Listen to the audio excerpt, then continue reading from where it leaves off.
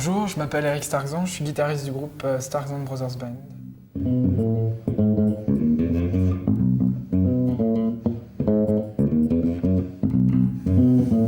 Bonjour, je m'appelle Mathieu, 22 ans, je suis bassiste des Starkzan Brothers Band.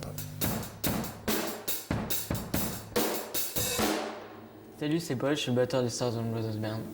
Voici les Starkzan Brothers Band, anciennement Niceway. Ce groupe a été créé en 1995 par trois frères originaires de Marange-Sylvange. Aujourd'hui, Eric et Paul sont toujours là et Joël a été remplacé par Mathieu. Ils assureront la première partie des New York City Blues vendredi soir à l'espace culturel de Romba. Coup de projecteur cette semaine sur ce groupe talentueux dont la renommée est de plus en plus importante dans le milieu du blues et du rock. Comment à 15 ans ou 14 ans on décide de créer un groupe de blues ?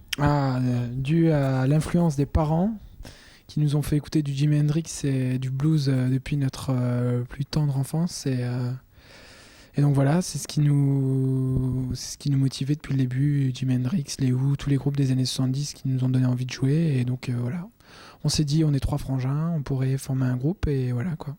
Donc vos influences au départ sont essentiellement c'est le blues rock disons, et pop british des années 60, 70, voilà.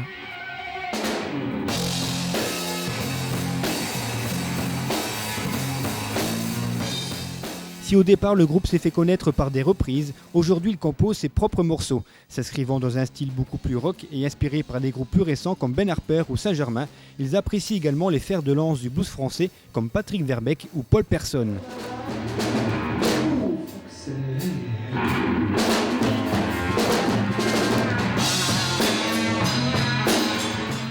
Qui compose, qui écrit et qui est le chef des Starkzan Bros?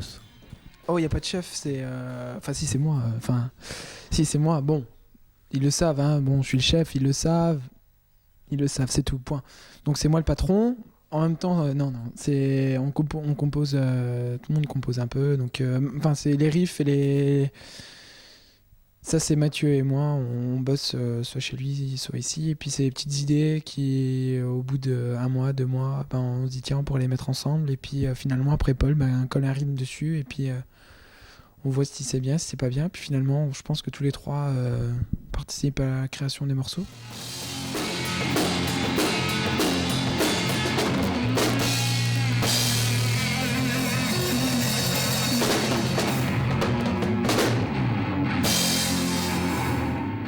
Surtout en ce qui concerne le style, le rock, généralement, la plupart des musiciens, on arrive beaucoup plus à s'épanouir par nous-mêmes par rapport à ce qu'on entend.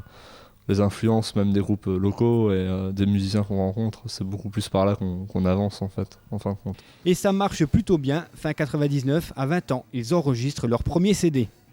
On a eu l'idée de faire un album il y a 2 ans et on a été à Metz voir la jeunesse la direction de la jeunesse et des sports.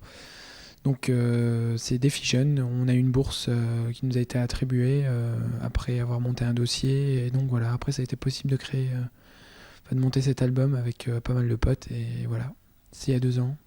Et on a projet cette année d'en faire un autre. Ouais, c'est pour quand? Pour cette année? Ah ouais, pour cette année on espère bien avant juin, juillet quoi. Ouais, dans les eaux là ça serait bien un truc en live. En fait on aimerait bien enregistrer en live quoi. Et le live, les Starkzan Brothers Band le connaît. À leur actif, plus de 250 concerts un peu partout dans la région et surtout en Allemagne et au Luxembourg. Il y a un super public au Luxembourg parce qu'il y a une assos, bon déjà c'est tout petit, mais il y a une assos qui tourne d'enfer. Et tous les ans, d'ailleurs, il y a un festival en été. C'est comme la musique, la fête de la musique en France, mais il n'y a que du blues à Luxembourgville. Et il y a vraiment un gros public là-bas au Luxembourg. Bon, on dit Luxembourg, mais je pense que c'est pareil un peu dans les coins de l'Allemagne, parce qu'on connaît pas mal de clubs de blues en Allemagne qui marchent aussi d'enfer avec des super têtes d'affiche américaines.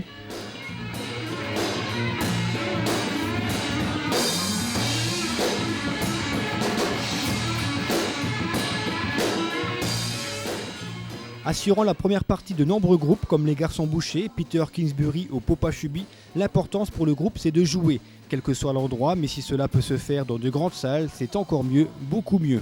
Dans des salles, parce que c'est assez prestigieux quand même, la salle de Romba, je veux dire prestigieux dans le sens où c'est une très belle salle, qui peut accueillir pas mal de monde, non, il faut essayer de tourner vraiment dans des lieux qui peut accueillir pas mal de monde et surtout un public, parce que c'est vrai que de jouer dans les bars, c'est bien, il y a vraiment...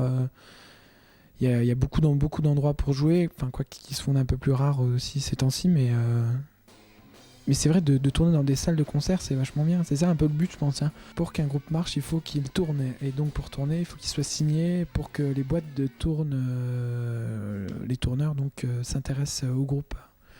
Pour se faire de l'argent, il faut que le groupe soit connu. Donc il faut qu'il y ait une promotion au niveau du disque, au niveau des médias, pour que quand la boîte de management fasse tourner le groupe et qu'il y ait du monde qui vienne au concert, quoi. Enfin, il faut que chacun trouve son bonheur, quoi. Donc c'est ça l'important, c'est de trouver une maison de disques, quelqu'un qui produit les disques pour ensuite pouvoir commencer à tourner, quoi. Mais bon, c'est vrai que la scène c'est ça qui reste le mieux, mais bon, il faut passer par un disque, on peut toujours tourner dans les bars, machin, mais c'est vrai que c'est un circuit. Il y a un moment, il faut essayer de passer le cap, et puis ou alors des fois, ça marche, et des fois ça casse.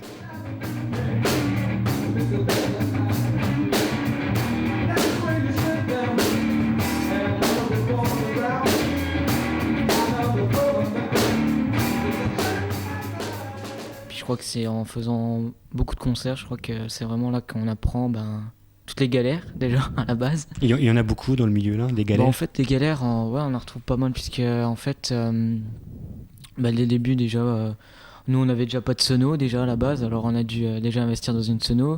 Au départ, quand on devait faire des concerts, on n'avait pas de sono et il fallait qu'on en trouve une, ça, alors on a investi là-dedans.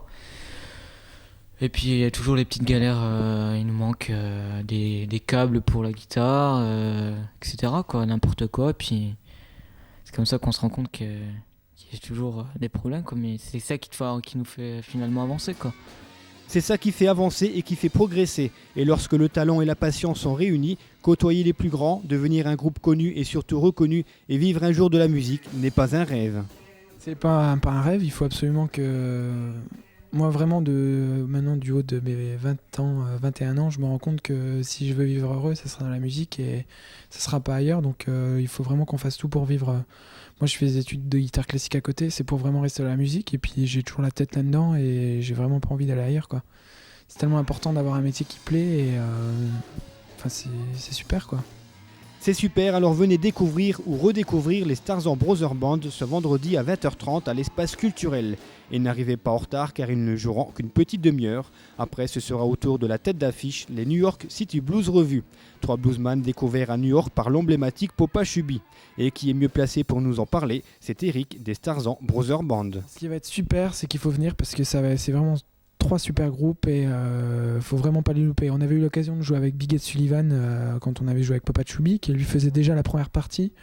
Et on avait trouvé vraiment que ce groupe était intéressant d'un point de vue musical comme d'un point de vue de la sympathie. C'est vraiment des mecs super sympas et franchement je crois que ça va valoir vraiment le coup, quoi. Donc venez nombreux puis pour nous soutenir et pour soutenir le blues de New York.